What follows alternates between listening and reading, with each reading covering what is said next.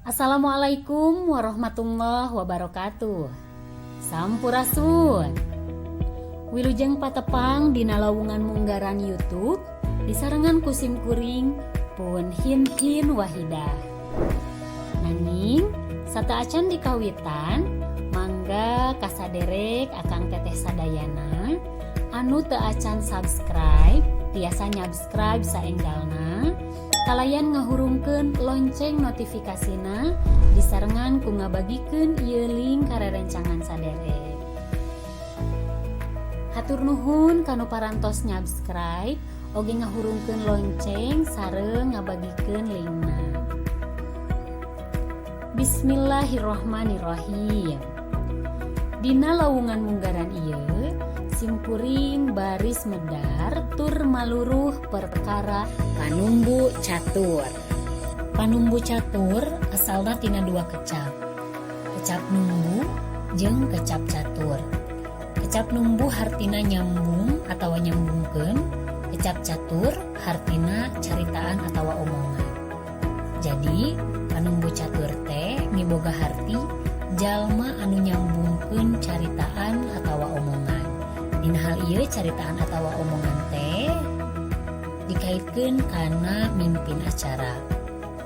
Ilaharna panumbu catur teh disebut moderator. Sakapeung mah sok aya oge nu nyebut panata acara atawa MC. Tapi kudu digurat handapan yen panumbu catur jeung panata acara teh beda pisan. Naha make beda? Lantaran panumbu catur mah nyaeta hiji jalma anu nyepeng kedali atawa anu ngatur jeung ngokolakeun dina hiji jirangan atawa dina sesi kagiatan. Ari panata acara mah nyaeta nyepeng kedali sakabeh kagiatan, ti mimiti A nepikeun ka Z, ti mimiti acara dibuka nepikeun ka acara ditutup.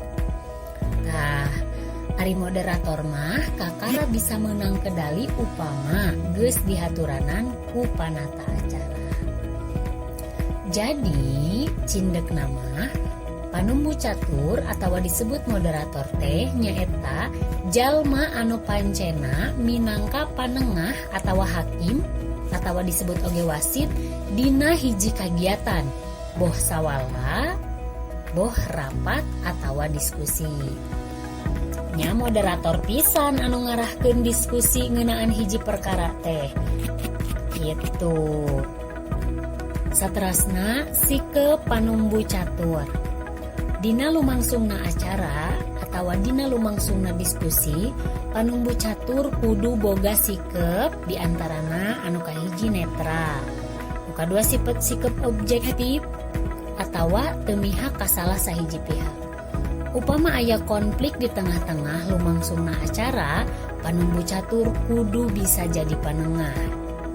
Tah, samemeh prungna ngalaksanakeun pancen jadi panumbu catur, aya sawatara lengkah anu perlu dipilampah ku panumbu catur. Lengkah anu perlu dipilampah ku panumbu catur diantarana nyaeta nu kahiji ngawasa pasualan, luyu jeung jejer atawa tema acara. Jadi samemeh urang muka acara leuwih hade upama urang menta materi heula ka panyatur.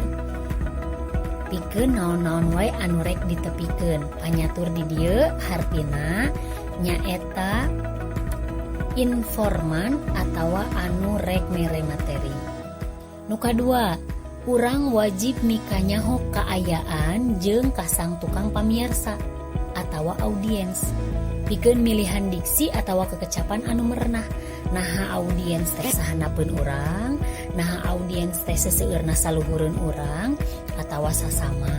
Naha audiens teh ti kalangan patani atawa ti kalangan pajabat.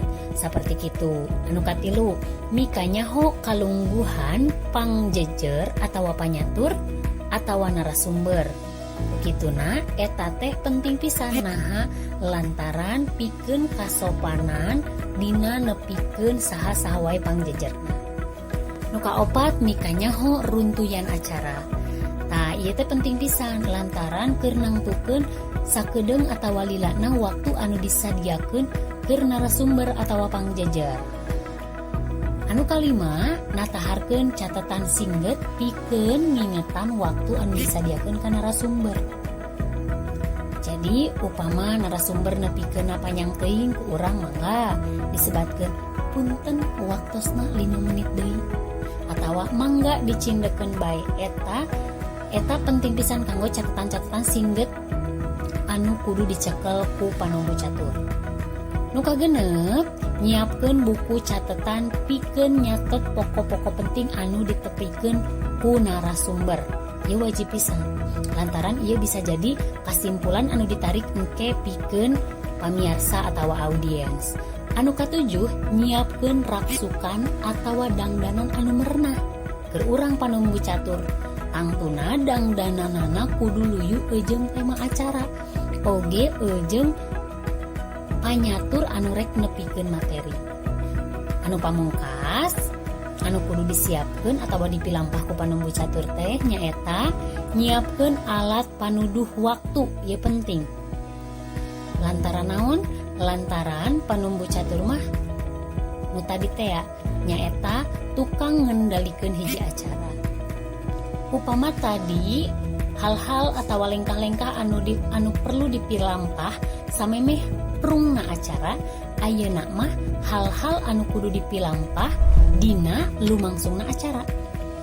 Nu kahiji, datang leuwih ti heula batan pamilon. Pamilon teh dieu nyaeta hartina peserta atawa audiens.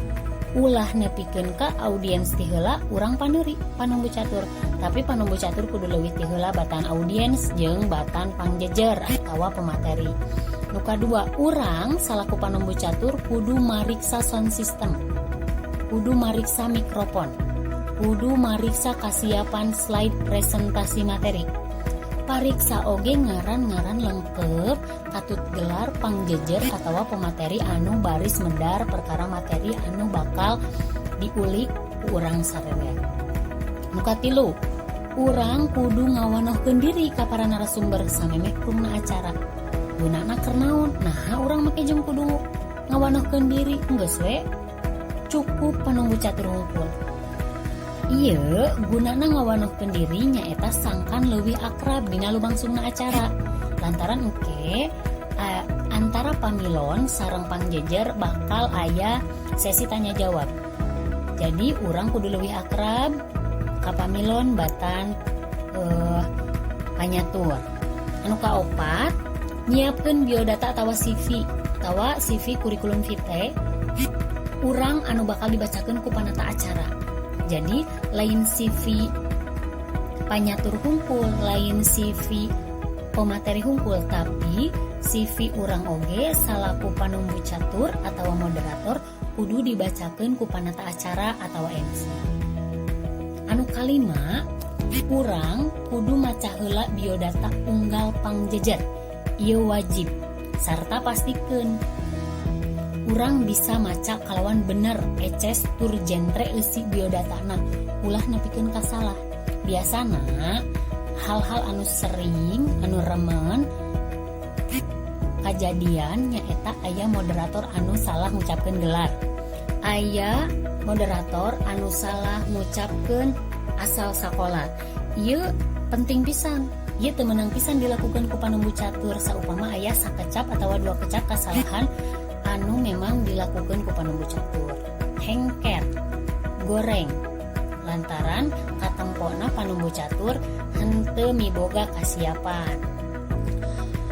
Sanggeus urang mika nyaho persiapan samemeh jadi panunggu catur, sanggeus urang mika nyaho kumaha persiapan diri urang nalika jadi panunggu catur, ayeuna urang mahamkeun kana pancen panunggu catur. Hartina tugas panunggu catur nalika lumangsungna jadi panunggu catur dina hiji acara. Anu kahiji, panunggu catur wajib muka acara. Ieu kasebut tugas mimiti panunggu catur nyaeta muka lumangsungna presentasi, diskusi atawa seminar atawa loka karya atawa debat. Eusina biasana ngucapkeun salam. ngedalkeun rasa syukur jeung panuhun pikeun kasempetan jadi panumbu catur di panata acara. Eta disebut kegiatan bubuka. Anu kadua nyaeta pangwilujeng kapamilon. Poin kedua anu kudu dilakukan ku panumbu catur nyaeta pangwilujeng kapamilon. Satuluyna pikeun nembongkeun naon ieu pangwilujeng kapamilon teh? Pikeun nembongkeun rasa someah jeung pikaresepeun. Hade upama ngawilujengkeun sumping ka para pamilon anu geus aya di rohangan. Tur ngajak ka para pamilon geura asup ka rohangan upama masih kene aya pamilon anu di luar. Gitu. Anu katilu pedaran singget kasang tukang jeung tujuan presentasi. Ieu wajib ditepikeun ku panumbu catur. Singgetna pedaran atawa kasang tukang jeung tujuan presentasi teh wajib ditepikeun ku panumbu catur. Usahakeun sangkan pamilon ngarasa katarik kana materi anu dipedar ku pangjejer. Kumaha carana sangkan tertarik atawa kairut? Carana nyaeta nyaritakeun kasang tukang jeung tujuan presentasina kalayan eces tur genre tur singget.